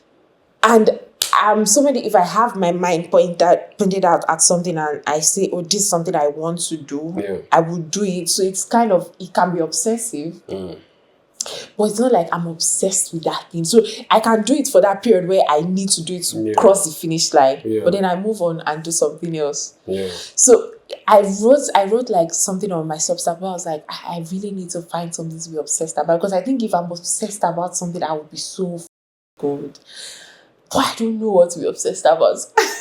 Like, I'm like, oh, this is here, I'm going to try a lot of things. I'm going to try knitting. I'm going to try drawing. I'm going to learn how to paint. I just need to find another expression, another thing that I can be very obsessed about, because I honestly don't think I am obsessed about anything. And it worries me a lot. It worries me more than it should even worry me. Like, I wake up and I'm like, oh my God, what am I obsessed about? Let me share this thought. Thinking about something to be obsessed about, I think it comes from either a place of great glee or a place of great pain. Yeah. Where the root isn't, in fact, why you're pursuing the thing there's no tangible reason why you're pursuing the thing, but somehow you feel a calling towards that thing. Yeah. I think that's the way I frame my own. If I think of something about obsession, that's why when we were discussing earlier, I was talking to you about work and what it means to me to be of utility, what it means to me to defy what a status quo that is hinged on limitation put on me, whatever that is. Defying that gives me a sense of purpose. You're here for a reason. You're not an NPC. You're not mundane. You're doing something worthwhile. And it's like this. I tell myself that I'm streaming for my creator. So if my creator has given me life, for whatever reason, I don't know if I had any meeting to say, okay, let me negotiate and come to this earth. But if my creator has given me life, then this life, as I continuously live it, is for his pleasure. Or for their pleasure, whatever the interpretation is. But it's for his pleasure.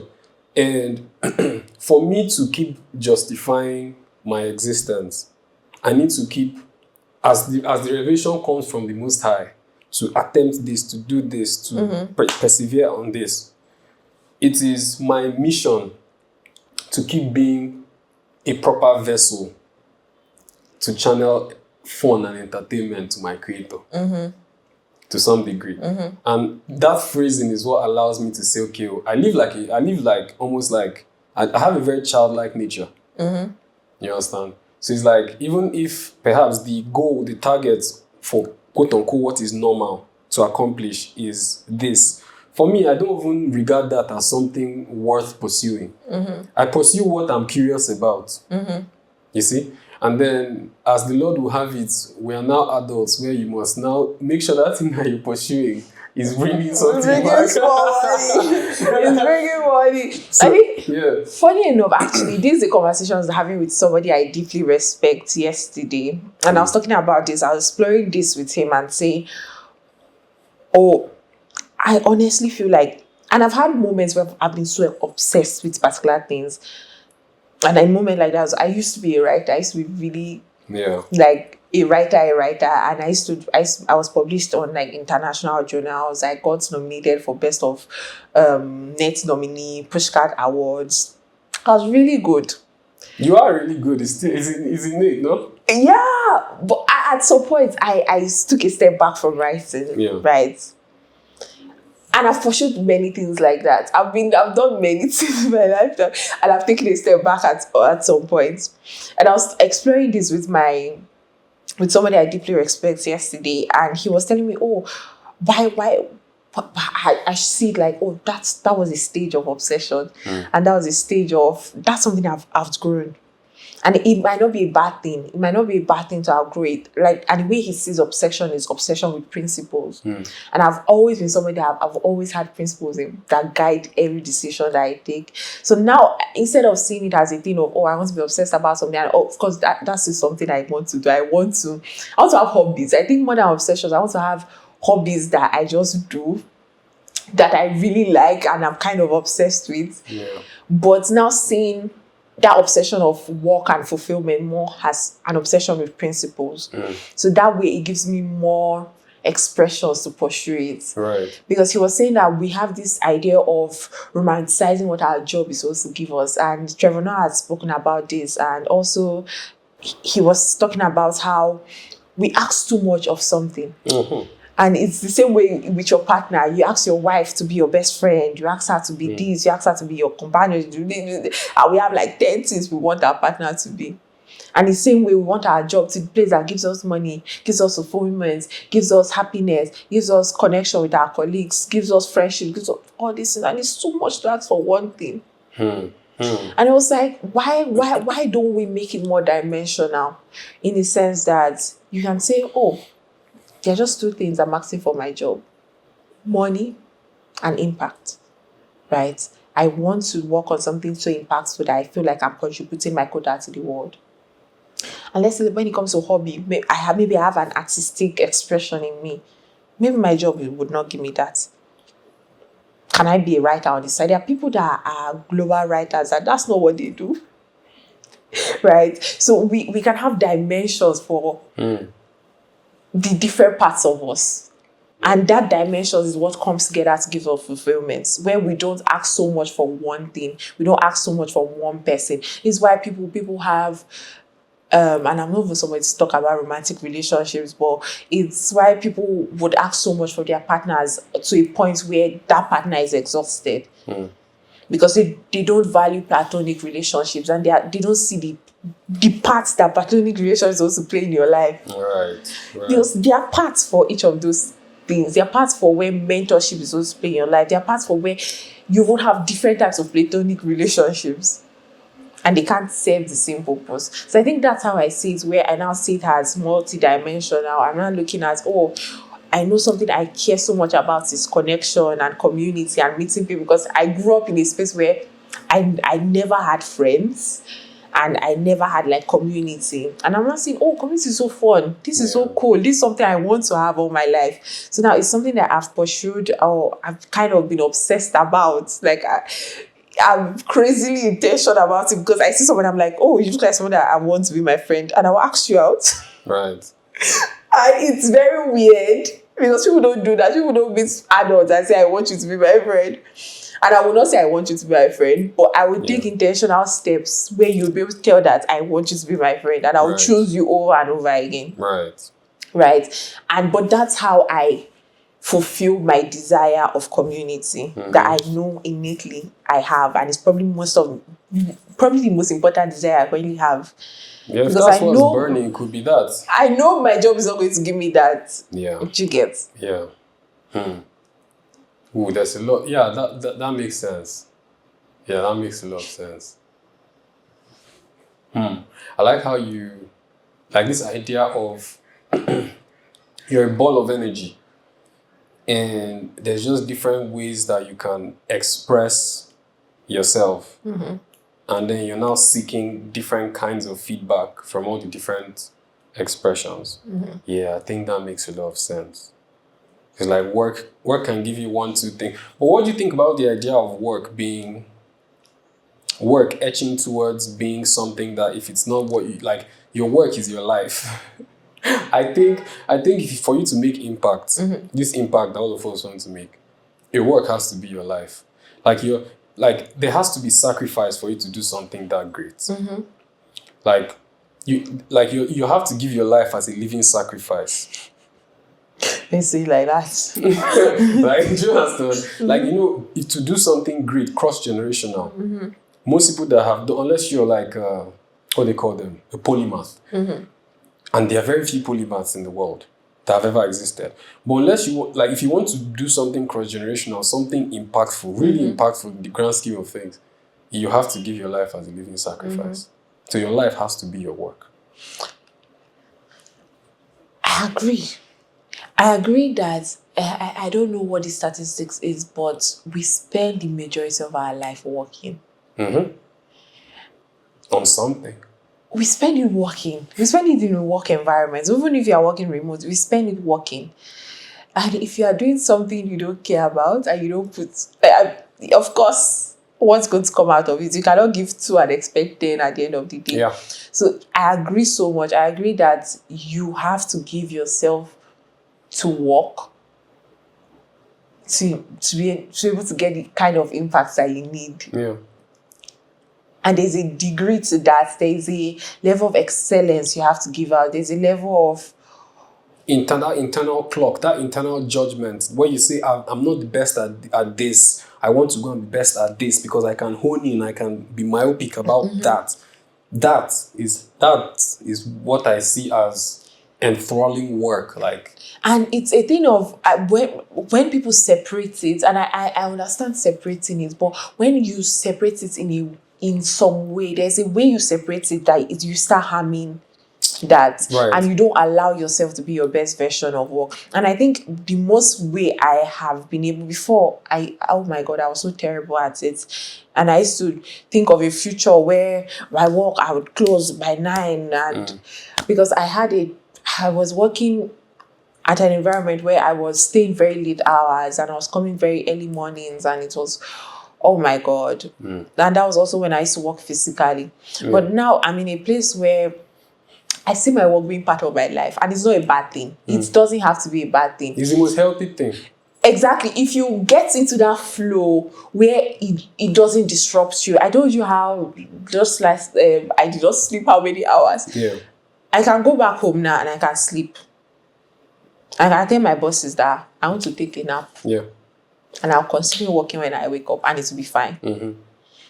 And if you have that environment where you are able to express, you're able to extend yourself, but still be able to pull back when you need to, you will thrive. You will thrive because you'll be able to say, now I have this view on it. I get this problem we are solving at work. I get it. And if I put my 10 hours into this problem, I'll be able to solve it. And you go full on and you put focus on that 10 hours. But you won't do it for a job that is doing 9 to 5.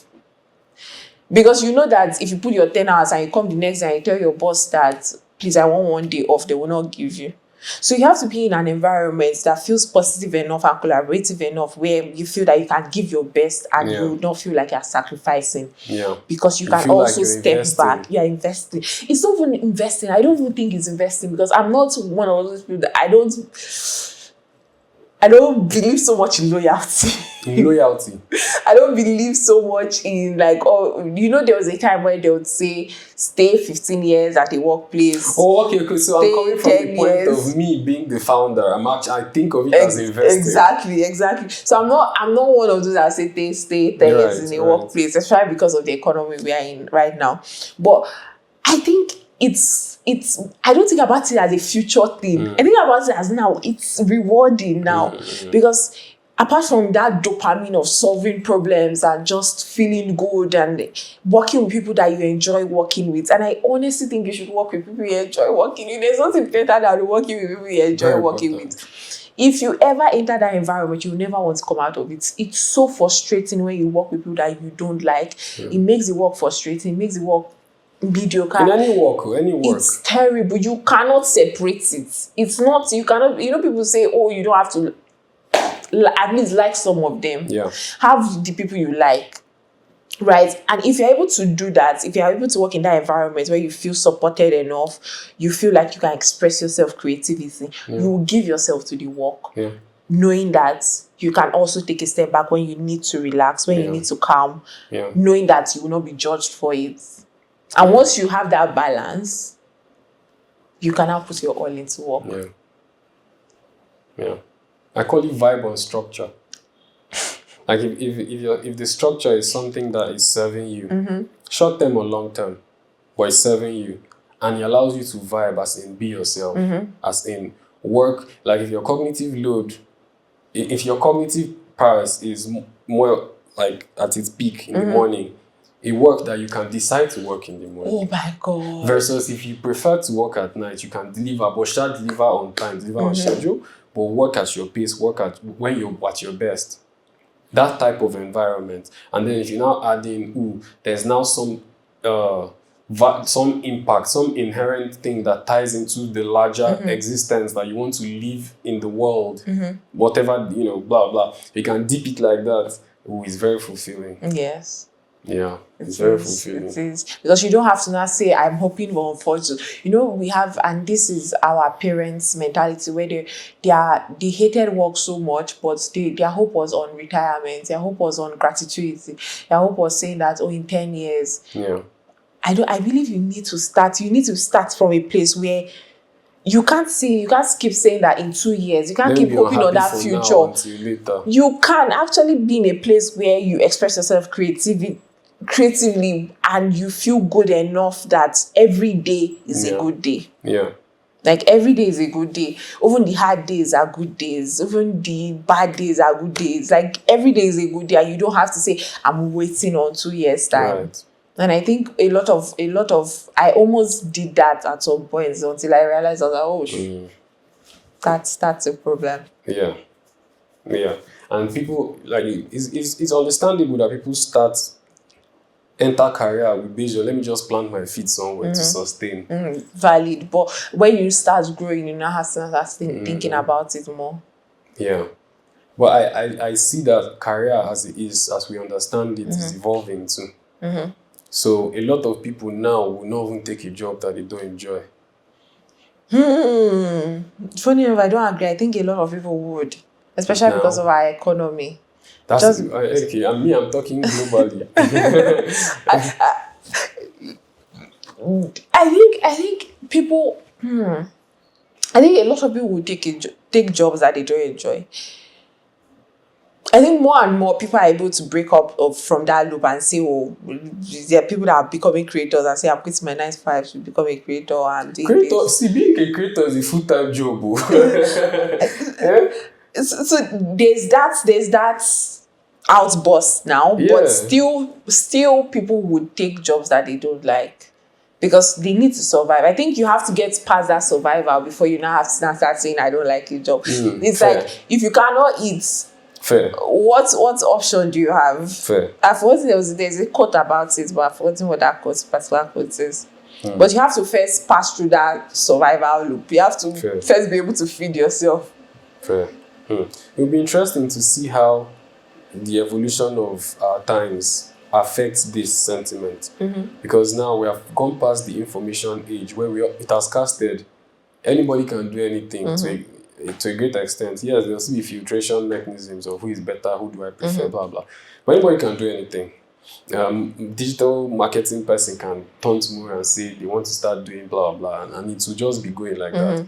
So it gets past that point of there's no information. It will now get to the point of what's your taste. And it goes back to what we were saying earlier, as in your reality will fit your palate.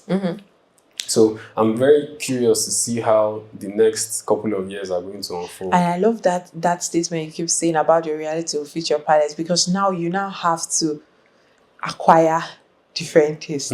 You have to now say, well, I want to try Chinese, I want to try Indian food, I want to try this, I want to try this. Because if you don't try it, you skip you keep to your local cuisine and you'll never be able to expand. Right.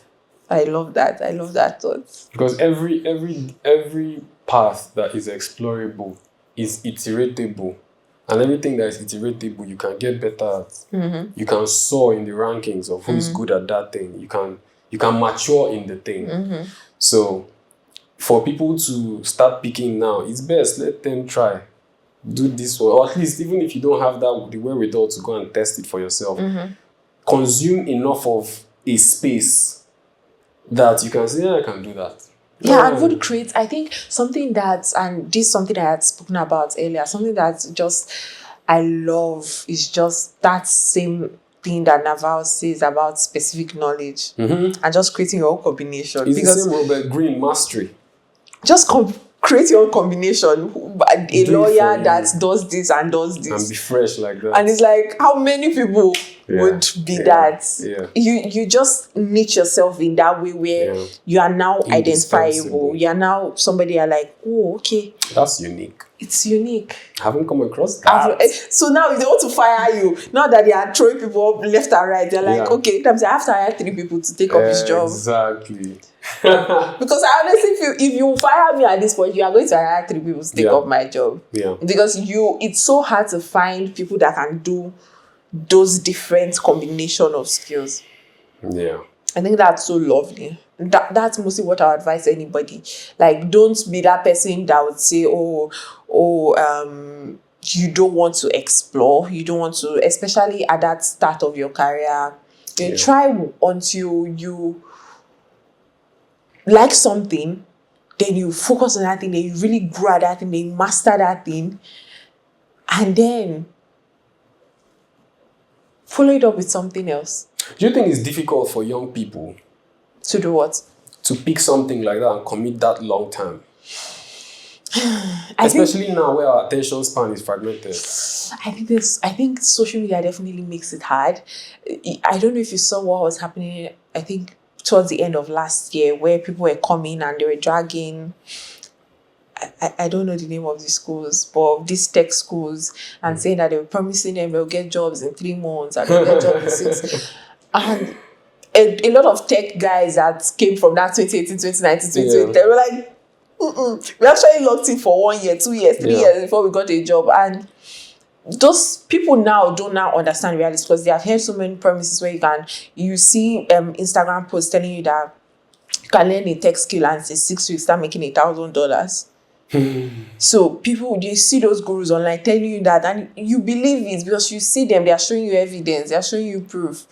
So now you have gone 6 weeks, you have gone 7 weeks, you have gone 8 weeks, you have gone 9 weeks, you have gone 10 weeks, you have applied to 10, and they have told you to apply to 100 jobs. So as you are learning that 6 weeks, you are applying to 100 jobs, and you're saying, why am I not getting it? You have started panicking. Then somebody now go and post something on Instagram and say, your UX design is AI has there's no more UI UX. UI UX is dead. Marketing is dead. You are like, oh my God, and I've been learning for 6 weeks. They now tell you that what you need to learn is data analytics. You now go, you leave marketing. You start learning data analytics. There's somebody telling you that actually you can't get a job from Nigeria if you learn data analytics. So no, learn data something. You go and start learning. So it's very easy to not have a strong opinion or not be able to be tenacious enough to hold onto one thing and master it. It's harder now to hold on to that one thing and just master it, because everyone around you is telling you something different. There's so many distractions. There are so many distractions. There are so many. So you have to lock in. But it's hard to lock in. And I don't blame them. I don't blame them. I think you just have to realize, they just have to realize that it takes time. And you can start from the lowest. I think how I think about it is I just start from the lowest possible version of that. So you don't have to go and start from the beginning. You're expecting to, because tech people have told you that they have gotten Facebook jobs. You put your all into that you get exhausted so quickly. And you do not get a big tech job, you quit because you do not get a big tech job. Yeah. Go and get internship with CareerWise. Yeah. Start from that. Get the internship with CareerWise. So as you are learning now, 6 months, have goals for yourself. Maybe say, I only stay 18 months in a company at that beginning part. Yeah. Do your 18 months in CareerWise as an intern. From internship, easy. If you get a CareerWise on your CV or a Piggyverse on your CV, you can easily go and start working at one startup in Lagos as a full stack engineer. You know what? Yeah, it's very interesting, and we're drawing back to this point of these roles are going to be non-existent soon. So that's you see what I'm saying, right?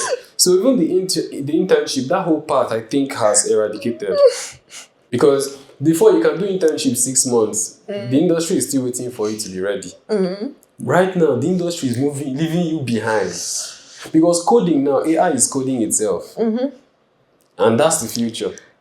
And I think something I was talking to a friend of mine that is a developer, and I was telling him, and we are talking about this. There was this article that went viral on Substack, and he was just explaining about the talent economy. Yeah.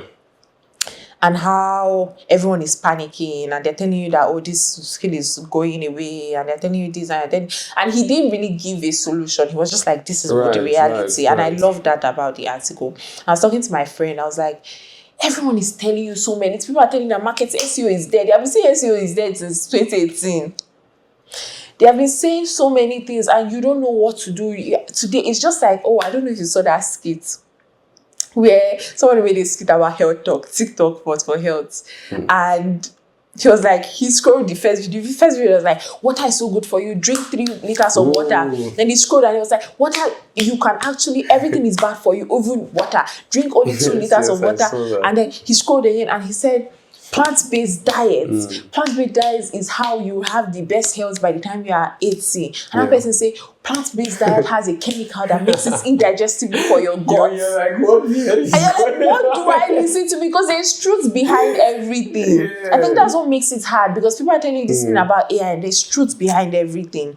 But there was something my friend said, and I think that's something I keep holding on to. And he was like, if I am really good at what I do, and I'm excellent at what I do, and I wake up every day with a mentality to learn and to know and to understand and to apply, this industry, this market will not throw me away. Because guess what? By the time people are moving, I would know. I would be focused enough to know. It's that focus that is important. You need to be focused enough to know. You can't keep diverting, moving about. If you focus, you will know when the industry is leaving you behind, and you will move it. You move. Right. But when you are panicking, and today they have told you, I was subscribed to one AI blog, and they were telling me every day they were putting 15 AIs, 15 new AIs. I say, how am I supposed to know it? If it's 50 every day, 50 every day, how am I supposed to do it? But if you're doing that every day, you're learning 15 new AI tools, then you lose focus. Yeah. And that's when the industry will leave you behind. Right. Yeah, subscribe to this mantra of, yes, the change that we're experiencing now, there's always been change. Humans have always lived through change, from fax machine to internet to blah, blah. So there were winners, there were losers. I start from that first principle of, if there are winners, if there's a concept of who will win in this next era, I shall be part of there. Any hype who wants to say that winner is shall defined, I will be part of those people. And then from there now, it's like, okay, then what's my strategy? It's like you said, keep doing what you're doing. You know, if it's where be great at it. If you where you incorporate 1 or 2 tools inside what you're already doing, incorporate and shall be moving, but don't overwhelm yourself. Yeah, me, I said this recently to somebody. I want to do a few things exceptionally, not a lot of things haphazardly. Yeah. So, and I think that's what defines structure for somebody. And then if it's your vibe, you'll be vibing on structure, like I said. So it's very interesting like that. Then, well, another thought that comes to my mind now is thinking of people that, like we said, exposure is the thing, or lack thereof. But then people that are, okay, let me phrase it like this. I like to see creators that are creating for their own amusement, right? It's not fast food work, or it's not. Some people are going deep work, but like I like to see when a creator is like, their own thing is their own thing. Your feedback is great and fine, but they're actually creating as a result of their inquisitiveness for experimentation. I don't think there's a lot of that going on in our space. That's why most people are the same, because even people that they're looking up to are not necessarily innovating the best or being themselves. A lot of people aren't childlike. It's difficult also, but I'm not seeing a lot of that. So where I see it in Nigeria is in our music. You see how distinct you can think of Omale's music and you think of Benson's music, and there's just, you can see that there's different signatures to the music. And then you go and listen to Ashake's music, you can see that there's that distinctiveness. When it comes to personality in like anything that's not music, I'm not seeing that distinctiveness across board. Of course, it's not going to be across board. Because although with music, there is that inclination where people have come to know, music has been here for a very long time. And people have come to know that what makes your music good is you. Like, how your style, your personality. I mean, Ashake, we know how Ashake blew. We know he came with a different sound. He came with a sound that people loved, and that was his thing. Right? I think the creator economy is only coming up, so people are still trying to figure it out, and people are still trying to figure it in a way that they want to get viral. They want to. It's also in a place where what I was saying about 2020. Oh my God, there was so much personality in 2020. Yeah, is that personality that there was so much personality in 2020. So it's not a thing of it has never been there. People can have personality, but maybe they have personality once, twice. They get 2 likes, they get 10 likes, they get 11 likes, and they're like, oh my God, but I need to get viral by the end of this year now. So what do? Somebody has made. I see those posts, like out of every 10 posts, I see 2 posts that tells you how to get viral in 60 seconds. Right. So what would I do? What I would do is I'll listen to that person and I'll follow their strategy. Because I want to get viral. I want to get out of this. Trenches. I want to get out of trenches. I want to blow. Yeah. So if you're telling me that I will get viral, why should I not follow you? And people are showing the evidence that it works, right? But in that same way, which that's one caveat I want to put out there. But in that same way, I think there are people that continue to come with personality. Yeah, and those are the ones that tend to stand out. There are people. I mean, there are a lot of them. Of course, they are not the majority. But there are a lot of them. I think there's so much room for more people. Just go look at our population. There's always so much room. Just look at our numbers. This thought of more people. When I say they are not enough. No, there's always so much more room. Like our numbers indicate that God, like there should be. I don't know. It's just showing that there's more room for more people. There is. I found this girl, this creator, last week, and I was like, where has she been? Right. I was like, oh my God, she's so fun. Right. And she just comes on camera and she does like monologues. And it's just her sharing perspectives on life, and it's just so fun. I was like, oh, this is a very different angle. It's not something I'm used to. But I really like it. And I followed her. It's so exciting. You don't even, I've never followed someone in such a long time. And I followed her. I was like, oh my God, this is so fun. Yeah. So I like seeing that thing when I'm just scrolling random when I come up to and that breaks the matrix. You understand? And it's just like, oh my God, this is so like refreshing. So nice. It's so nice. But it's also on us to do that. It's like me now. What's my excuse? Yeah, there's that. But it's so nice. Like, oof. I recently came across one guy's page. I remember his name, Victor Okafo. Oh, I know him. You know him? Yeah. Right. So he blew up last year. I know when he blew up. I knew when he started his first challenge, when he had like less than 1,000 followers on TikTok. No. Oh, I know if I saw him on YouTube. So when I came across his thing, I left a comment. I hardly leave comments, but like I left a comment. Because it was just so nice. It was refreshing to see at the time where I saw it. So like, yeah, things like that. I look forward to the future in that way. Where more Nigerians, more Africans, more just human beings. Because that for me, that's the hack. Like we said earlier, as things are bleeding in, that's more artificial, that's more in your face, that's more volume. It's so nice. It's the way to move forward, the way to stand out, the way to blow, the way to build original, authentic communities. Personality, being yourself. So that's good. So one of the things I think about when I think about my content, what I want to put out, is like, I think of it like, assuming my grandfather had a YouTube channel, what experience would that have been like, knowing what my grandfather thought about things, or the creations that he put out, or the that he put out. So it's like, when I want to create, I'm creating like, what would my fourth generation think of their forefather? Do you feel me? If it's music, if it's movies, if it's what I'm writing, I also think about it in that regard of my life, like I was saying earlier, should be some sort of a living sacrifice to where there's that art where people can look back on their generation and say, that one, you see that forefather, that one, he tried.